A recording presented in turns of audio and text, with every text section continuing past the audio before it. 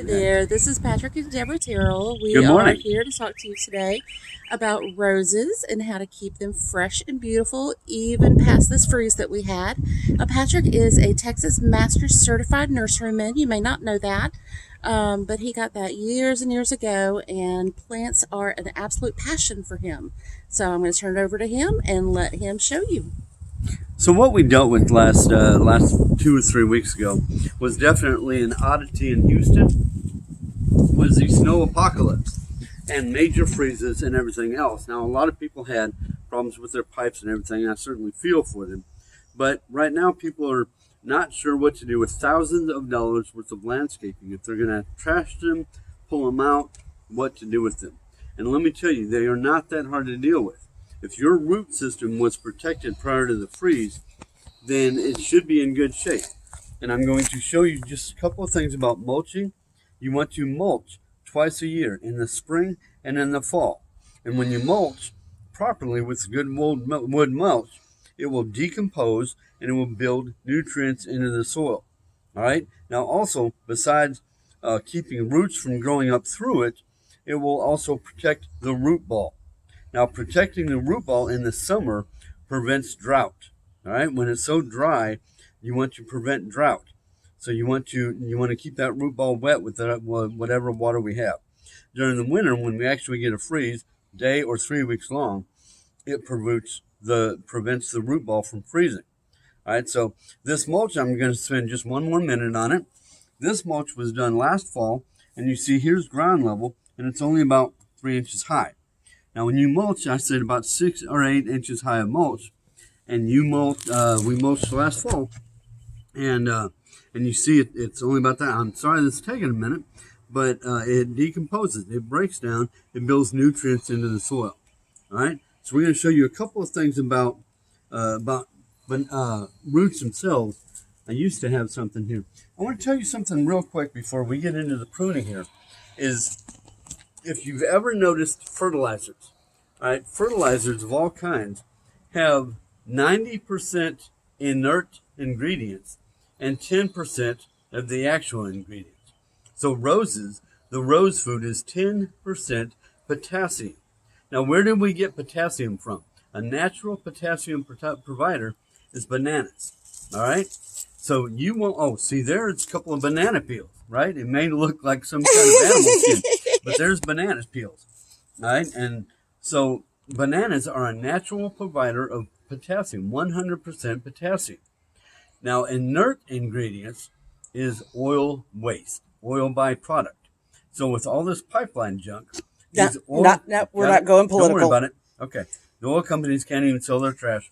Got it. Hold on. Okay. So we're going to prune these roses. We're going to trim these roses. All right. So there's a few. That was stroke brain. Sorry, guys. So there's a few things about trimming these roses. I hope you're having fun because my wife and I sure are. So there's a few things about these roses that you want to know.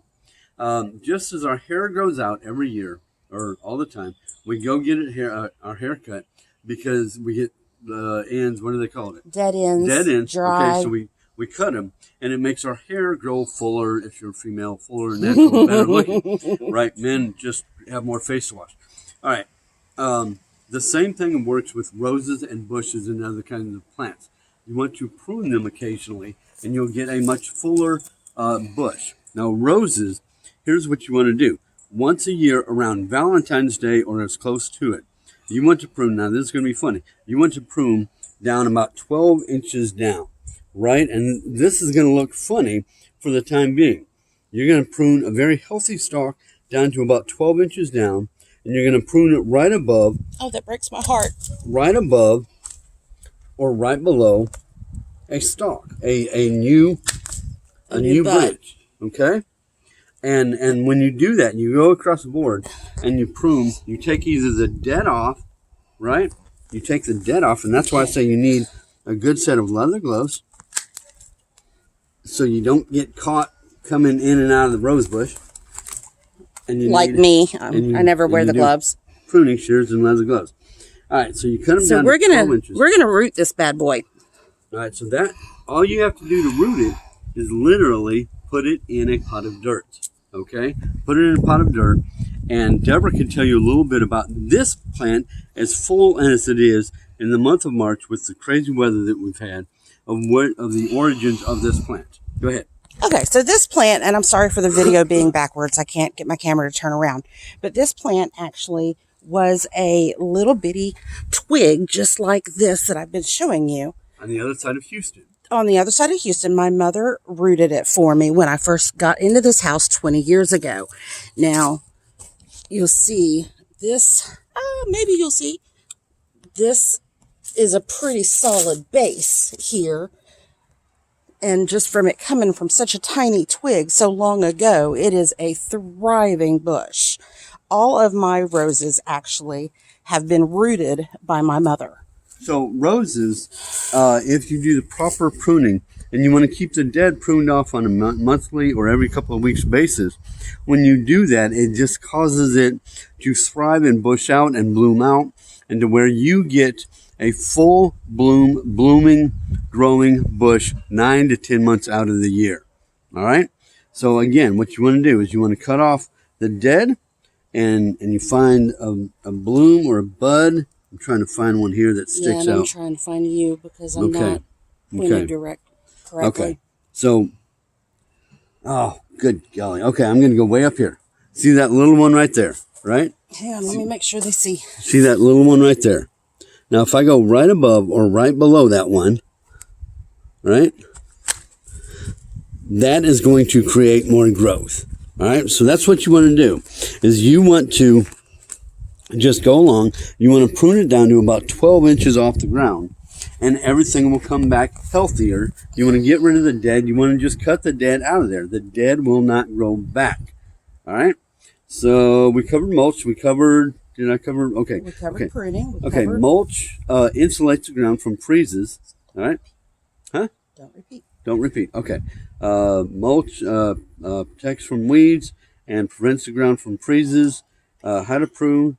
Okay. I think we've covered it. And let's get up off the ground real carefully. If you have any questions about your plants, Patrick would love to help you out. This is a passion of his heart and something that he is able to do during this time that he's not able to work. And we would love to be able to help you out with your gardening needs. A lot of people are very concerned about their plants after this freeze. And a lot of them that look like they need to be ripped up and thrown out, don't. So give us a ring. Let us know. Drop us a note. Bye. Say bye. Bye-bye.